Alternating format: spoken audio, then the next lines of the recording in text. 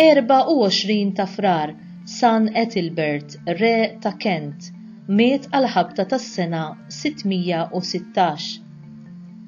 Ethelbert inħatar re ta' Kent fis-sena 560 u estenda s-seta tiegħu għan-naħa ta' isfel tal-Ingilterra. Huwa żżewweġ lill-prinċipessa Nisranija Berta, bint Charibert, re tal-Franki. B'hekk daħlet għall-ewwel darba il-fidi Nisranija fl-Ingilterra Anglosassona, għaliex missier Berta insista li bintu tkun tista' bil-libertà tipprattika t-twemmin tagħha f'dak il-pajjiż. Meta Sant Wistin ta' Canterbury wasal l-Ingilterra fis-sena 597 flimkien ma' 40 irħib Benedittini li kienu ntbagħtu hemm il-Papa San Grigor il-Kbir u kellu merħba sabiħa mir-re Ethelbert minkejja li sa dak iż-żmien kien għadu pagan u tom is-seta li jippritkaw il-Vanġelu kemm iridu. Imqanqal mill-eżempju tal-fidi ta' Martu, kif ukoll mill-ħeġġa ta' Sant Wistin u l-irħib tiegħu, Ethelbert għażel li jħaddan il-fidi Nisranija u rċieva il-Magħmudija nhar lejt il-50 tal-istess sena, jiġifieri tas-sena 597 minn idejn Sant Wistin. Dan jiġdu wkoll San Beda il-Venerabbli. B'hekk Ethelbert sar l-ewwel re Nisrani Ingliż u minn dakinhar il quddiem ta' is-sapport tiegħu għall-kawża ta' Kristu fis-saltna tiegħu.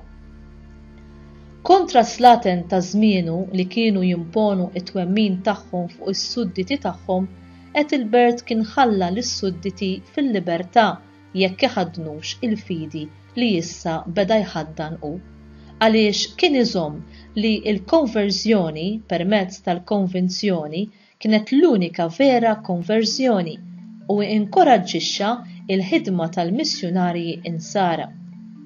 Qatt li ma sforza lil ħadd isir Nisrani bil-fors kienu ħafna mis-sudditi tiegħu li saru insara fis-saltna tiegħu li kienet tikkomprendi il-parti l-kbira tal-Ingilterra. Kien il-fundatur tal-Katedrali ta' Canterbury. San Ethelbert kien kontinwament ħsiebu biex iġib il-qudiem il-ġid tal-poplu tiegħu. Huwa ħareġ liġijiet siwja li baqgħu miżmuma bożza fl-Ingilterra fi żminijiet li ġew wara. Huwa ħabbrek biex jeqret il-paganiżmu fis-saltna tiegħu u kien mezz biex ukoll ikkonverta Sebert ir-re ta' East Saxony flimkien man-nies tiegħu kif ukoll lil Redwald re ta' East Anglia. San Ethelbert miet fl-24 ta' Frar tas-sena 616 wara li kien ilu re għal 56 sena u ġie midfun fl-Abazzija ta' San Pietru u San Pawl ta' Canterbury ma' ġenb Sant Wistin, l-ewwel arċisqof ta' dik il-belt.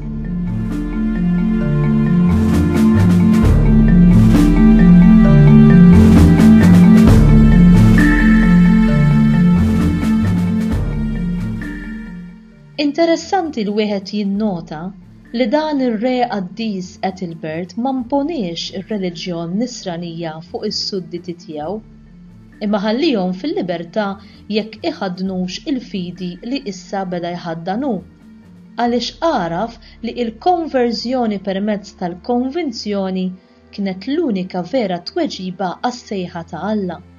Alla huwa mħabba u tweġiba għal din l-imħabba tiegħu ma tistax tkun ħlief imħabba libera. Fil-lingwa tal-imħabba ma jistawx jeżistu il-kundizzjonijiet u t-teddid li għanqlu il-biża'.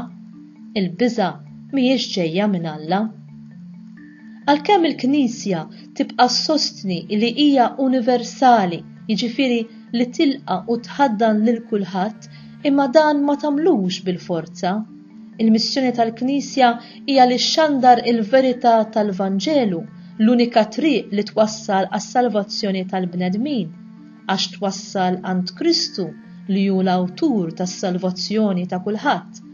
Imma bħal Kristu li b'ġentilezza jibqa' jħabbat fuq il-bieb ta' qlubna u jistenna biex niftħulu, jekk niftħulu, Il-Knisja wkoll tħalli il-bniedem liberu li jagħmel id-deċiżjoni tiegħu jew tagħha.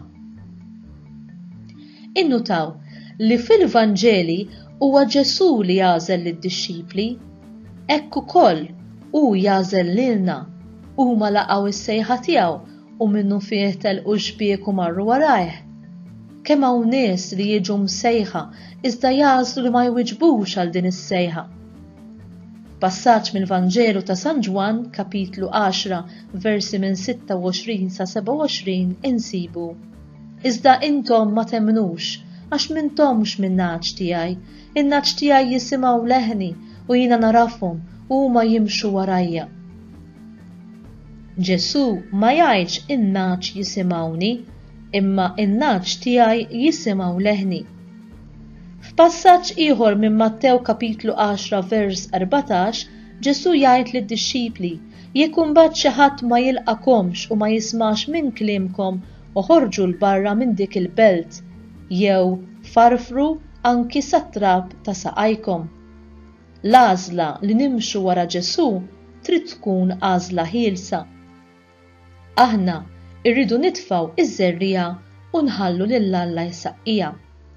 Imma jekk insibu min jalqilna l-bieb, ma jfissirx li l-missjoni tagħna spiċċat. Ġesu qal: jeħtieġ li inxandar l-Evanġelju tas-saltna ta' Alla lill-bliet l-oħra wkoll, għax għalhekk kont mibgħut. Luqa kapitlu 4 vers 43. Kull min hu Nisrani għandu l-istess missjoni li jxandar l-Evanġelju. Dan nistgħu nagħmluh bil-kelma jew inkella bl-emil, billi ngħinu lil min hu fil-bżonn. Ma kienx faċli għal Ġwanni u Ġakbu li jħallu lil missierhom warajhom, infatti insibu l-isem ta' missierhom Zebedew imsemmi darbtejn f'dan il-passaġġ. Hawn l-Evanġelista irrid juri li l-għajta ta' Ġesu hi dik li għandha tiġi l-ewwel f'ħajjitna. U int, kemm qed tħalli l-għajta ta' Ġesu tkun il-priorità f'ħajtek? Meta l-mulej iħabbatlek fuq il-bieb ta' qalbek, iddaħlu minnu fih ħatara xi jrid minn għandek, jew tħallih jistenna, jistenna u jistenna. Ftakar li mhux se jibqa' jistenna l dejjem.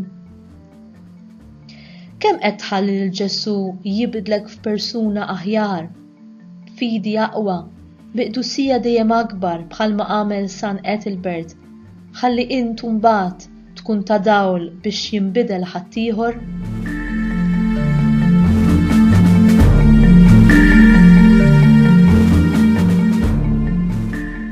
Talba.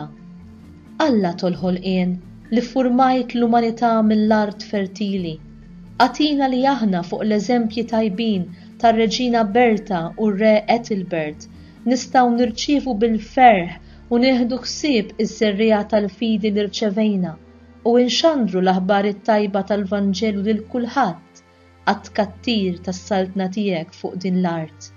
Nitolbuk dan bi Kristu Sidna. Amen.